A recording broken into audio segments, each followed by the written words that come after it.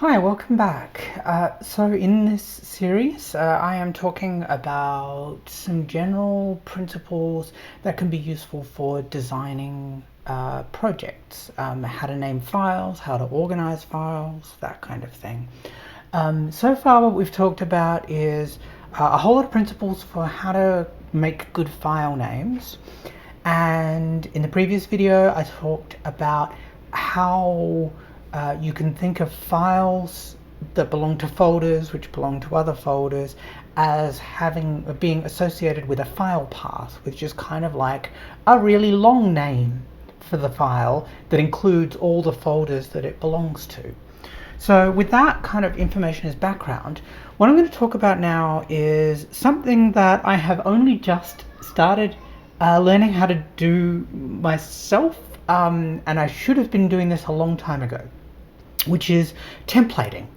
And the idea behind templating is, in a lot of ways, it's really simple. The key thing here is what you're trying to do is say, I am going to do lots of projects of this particular type. So what I want to do is have a general purpose structure that I can just slot each new project into. So I'll give you a kind of like a really simple example by just sort of tabbing over. And so over here I have a folder on my computer which contains quite a lot of art projects, right? And over here you can see I've got a folder here called art template, which is a thing that actually doesn't contain any art, but is used when I create a new art project. But to give you a sense of what they look like, so here is the contents of one art project. We've got here a source folder, and in there is a whole lot of code that generates art for me, and there's an image folder which has a whole lot of output. And there's a whole lot of other things here which are a bit outside the scope of what we actually care about in this series. But the thing I want to point out is if I just go over here and have a look at, say, this one, it's the same folder structure. If I go and look at this one, same folder structure. You get the idea. Every time I make an art project, it has roughly the same structure, right? And then look, see, inside the source folder, it's the same kind of thing. This is very useful when you are doing the same type of work over and over again. So imagine you're taking lots of classes at a university, or you're designing lots of different classes, you're writing lots of papers or whatever. Each type of project can have its own template, which means that whenever you're starting a new one from scratch, you can just copy the template that you've got and get started with something that already has a kind of a consistent organization to it that you have already chosen. So let's sort of dig into this a little bit. The idea, as I said, is that a template is a blank project. It comes with a folder structure that you've already thought through. There are some starter files maybe in there that kind of help you get started, and most importantly, the template itself gives you some instructions for how to do it. Okay, and the whole point of it is, it allows you to start a new project clean. So you just go bang, I take a copy of the template folder, I rename the files however I need to, and then I can start work. And because I'm working inside that structure, I know that the thing I end up creating will be roughly the same in its overall form as the one I made last time, and that makes my life super easy later on. An important point to making these templates work is you gotta have Readme files. Readme files, they're sort of so important that I kind of wanted a whole separate section on them, even though they're actually quite simple. It's just a plain file which is called Readme in all capital letters .text, assuming it's a plain text file, or sometimes, very often for computer programmers, you'll often see them call their Readme files readme.md, which is still a plain text file. And if you've taken if you've seen my other series on Markdown, then you'll know what a .md file is all about. But either way, these are plain text files, and the whole point is that most folders in your project, most of them, should have a Readme file. And the point of it is to be a simple text file that explains what's in the folder and what it's for. So when you are creating your project, when you're creating your template, the contents of a Readme file is usually a reminder to future you what type of files belong in this project. As you go on, you will find yourself editing that Readme so that it now contains information about this project specifically. And so it's kind of there, as a set of instructions either to you or to your users that help you navigate your way around the project. And Readme files are just wonderful things to have. So rather than try and kind of do all of this with the slides, I'm going to go and we're going to try and design a project template from scratch ourselves. So I'm going to do this on the fly, and this is a bit of a nerve-wracking exercise here for me because I haven't planned this part through at all, and I have no idea how this is going to go. So something that I have been thinking about a lot lately is I don't have project templates for when I teach a class. So if I teach a new subject, I don't like. I usually end up organizing things roughly this. I've got folders on my computer that contain all the information I need to teach the class, and I should really get into the habit of designing it the same way every single time. So what I'm going to do here is go through I'm going to start the process of trying to design a template. So first off, I'm going to create a folder, and I'm going to call it teaching template. That tells me what it is, and hopefully the font size has been set big enough to be readable. Looks like it's okay. I might just in case, let's make it a little bit bigger, because there's no need to make people squint at the screen. So over here I have one folder called teaching template. Okay, so inside my teaching template is where I'm going to start creating things. The very first thing I'm going to do as a way of imposing a bit of structure on myself, I'm going to go create a new document, and I'm going to call it readme.txt. I'm not going to put anything in it yet, but it's in there. Okay, so this is the thing that when I start a new teaching project, this will be the very first file I look at to remind myself of what I'm going to do. Okay, so the next job I have to ask is, what kinds of folders do I typically need when I teach a class? Usually I'm going to have something like, okay, I will need a folder. So I'm going to create, I usually have lecture slides. So I should have one called slides, right? And lecture slides are usually their own kind of thing. So I'll have one folder that is specifically for that. It might be the case that it is usually the case, not always, but grossly typical, that there are a set of assigned readings for people. So we'll have a folder called readings. What else does a class involve? I will typically give my students assignments. So these are accessible exercises of some kind. So that could include exams, it could include quizzes, it could include essays, whatever. The point is there should be some assessment material. Okay, yep, that makes sense. Now I'm noticing I've started to, I've made a mistake already, right?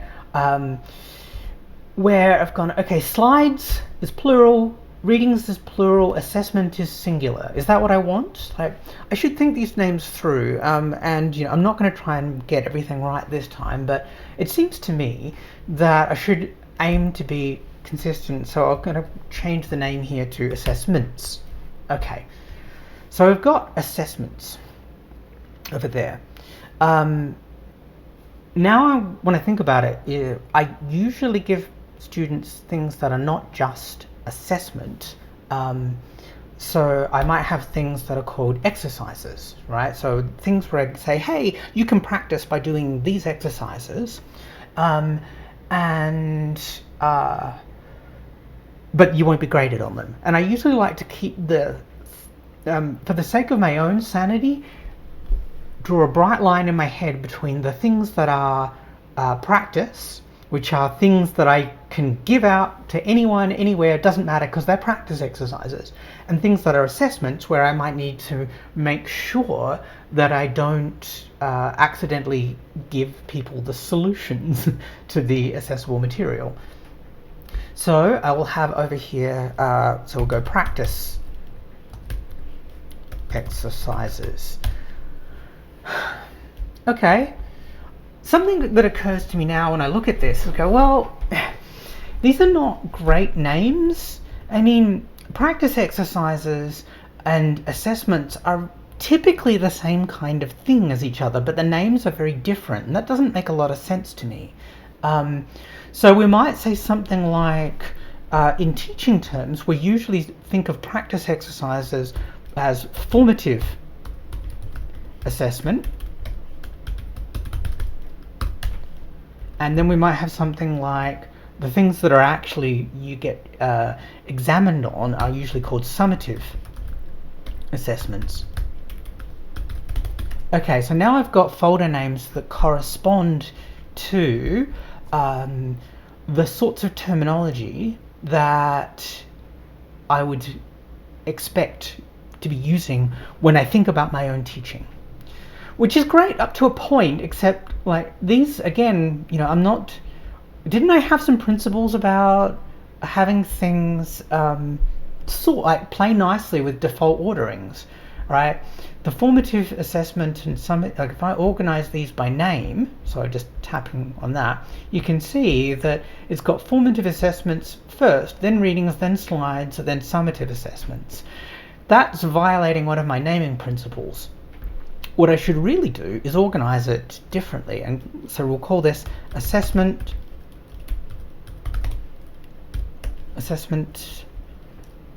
summative, and then I can have over here assessments formative. Okay, that at least ensures that now I'm doing things right, except for the bit where there's a typo. Assessments is not a thing. Assessments, however, is a thing.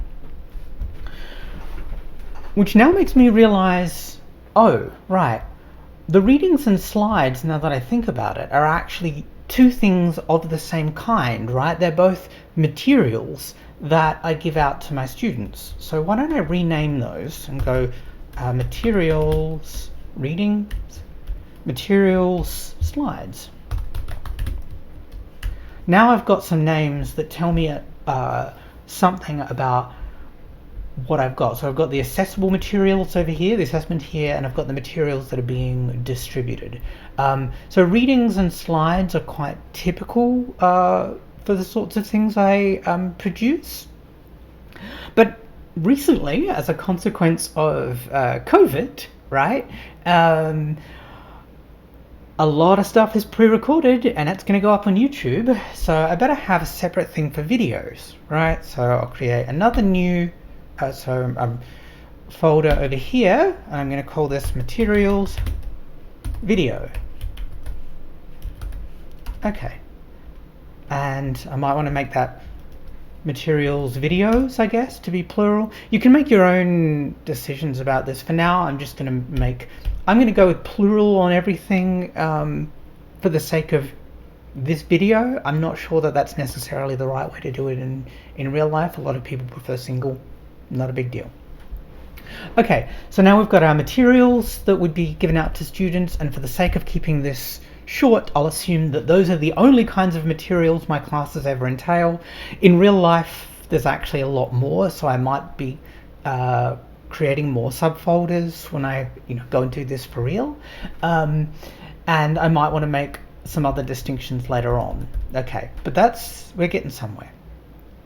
Now, a class doesn't just involve the student-facing things. I also have to have administrative stuff that belongs to that is associated with the practice of running the class. So very often I will have, so if I go create a new folder, I'll have, so I now have administration, and the kinds of things that typically go into administration are class lists. And that might include just one file for the whole of the class, but it might be lots of little ones, like if there are separate tutorial groups or whatever. Like, there's a lot of things that can go into that. Now what I've noticed, and again this is an attempt to sort of illustrate all of the principles, for once this is an error I made on purpose. I've just been using hyphens everywhere as my separators, but that's not quite right, is it? Like, these names come in two chunks. So there's the chunk that comes first is the type of thing, and then there's a chunk that comes later, which is its name. So we've got assessments that could be formative or summative. We've got materials that could be reading, slides, or videos, and then there's administration that could be class lists, or here's like that's me creating a folder using Control-Shift-N. But other types of administration is often be something like should be grades and so on. Okay, and that'll be good. That's smart of me. And we'll say for now this is good enough for our current goals, right? This will be our structure. So what I should do now is make sure that I'm using my hyphens. So if I just edit this and my underscores separately. So the principle I talked about before is underscores are for separating chunks. Hyphens are for separating words within a chunk. So that should be administration underscore class lists. And now we've got administration. Oh God, sorry. Can I just hide that again? Okay, me trying to be clever. Administration underscore grades. So what I'm actually doing when I do these keyboard shortcuts is supposed to be, I'm just right click, going down to rename. It'll be different depending on what operating system you're on. I'm on, on Ubuntu here, so that's what it looks like here. But I'm trying not to bore you with the low level details. So here I'm going to go on Ubuntu. It's function F2 allows me just to go straight to rename. So that's my things. So, and we'll put an underscore here too.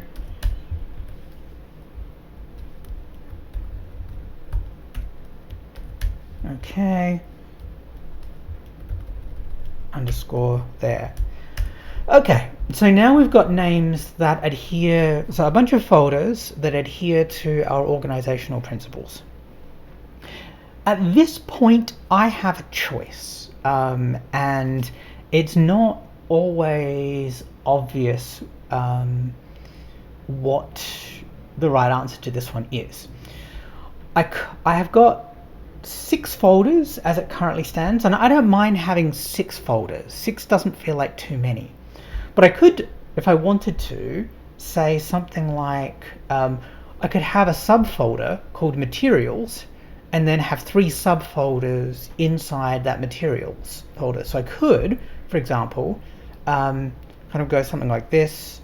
So I'll just create another one, materials, and if I grab all of those and drag that in there, so that now I've just got a subfolder here that goes down with materials readings, materials slides, materials videos inside, that.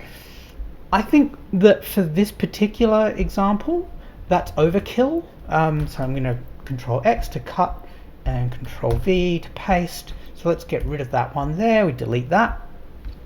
And I'm going to say that this is going to be the overall structure of my class. Now, again, when I'm doing real university teaching, there's actually more to it than that, and I would start wanting to make my templates richer. But this is enough to get started. Right now, what I have is 6, 7, 8, whatever. Yeah, some number of folders.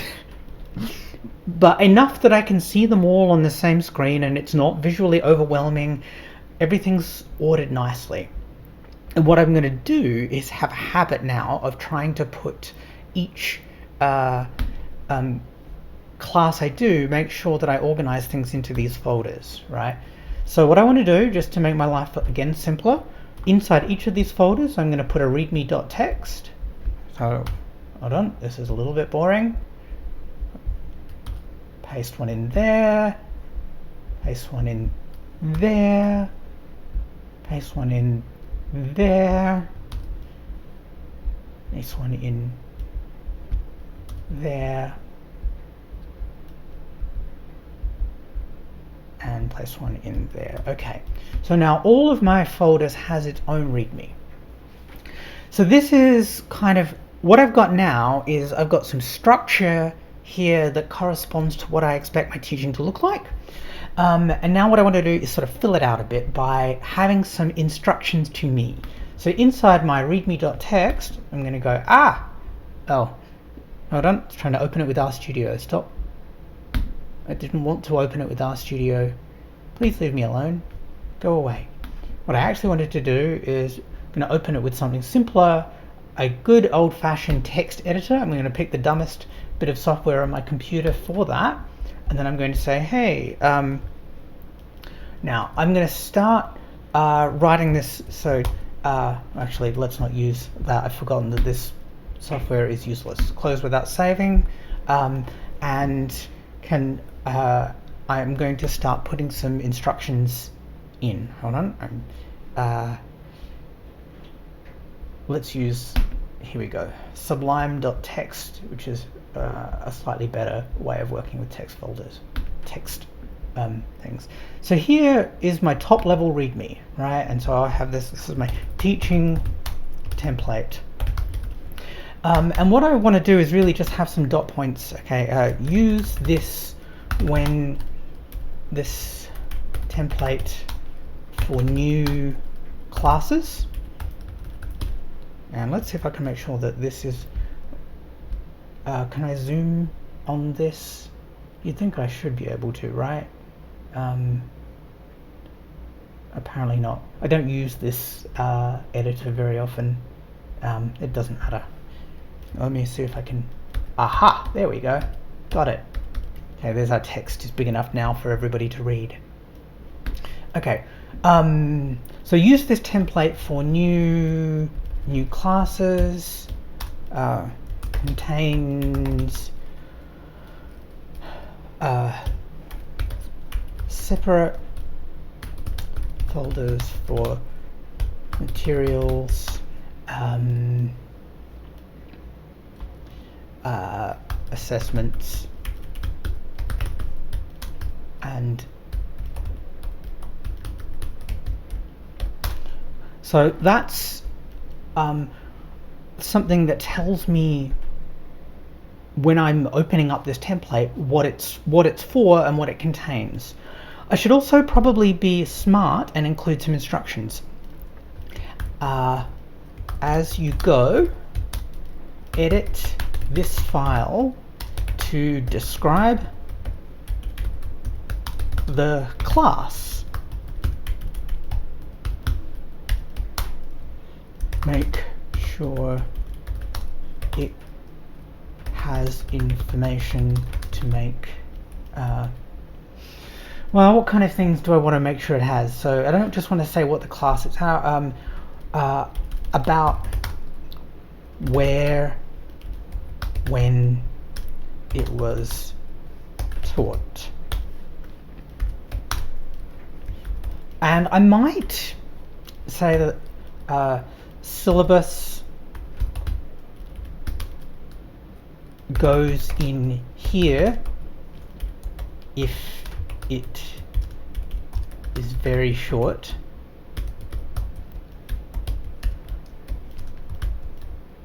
Syllabus goes in doc X, so it goes in if I want to have a Word document for it, in this folder, so it means in the main folder if long. Okay, you get the idea. Like, that's probably enough for now. The point is that this is a list of instructions for me about how to use this template, and it's also got some instructions about how I should edit this README later on. So, like, for example, I wouldn't, if I wanted, like, if I was creating a new class called programming in, like, programming 101, I would rename the top bit here from programming 101 to from teaching template to programming 101, etc. You get the idea. Hopefully that makes some sense. So I save that file and so on. What I would then do is go through each of these files and sort of say something about, edit every single one of these readmes in sort of the same way, to say what should go in the grades folder, what should go in the assessment formative folder, and so on. Because this video is getting longer and I don't want this to go over half an hour, I'm not going to do that here.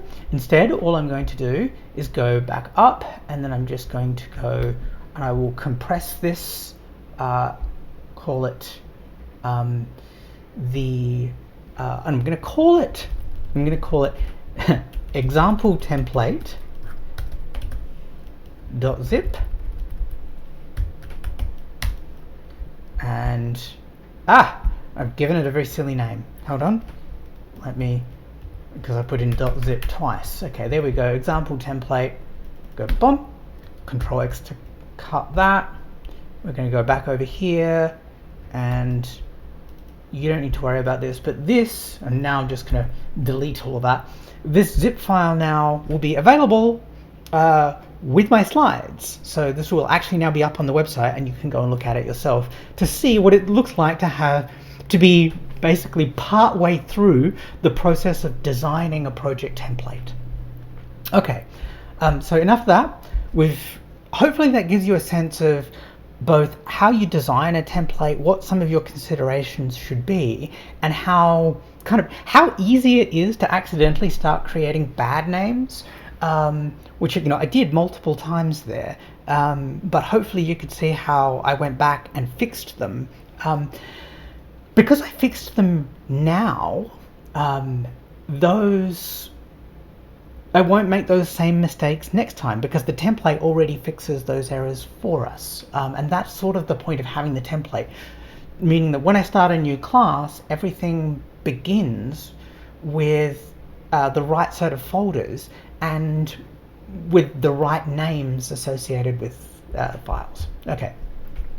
So as I say, now that I saved that in the appropriate place, you will find that that exact file that I just made is at this link, and here's a link, I'll click on it here just to show you, to a more complicated project structure that I have used when doing research projects. And so you can see here, this is the sort of thing I use in psychology projects. So I've got a data folder, a docs folder, which is for a web page. Experiments go in their own folders. If I've got computational models, they go in their own folders. There's a folder for write-up and so on, and you can see that each of these has readmes and so on. So if I go and have a look under experiments, you can see that the way that I name my experiments is something like experiment earn task, experiment that task, and hey look, there's a readme for that too.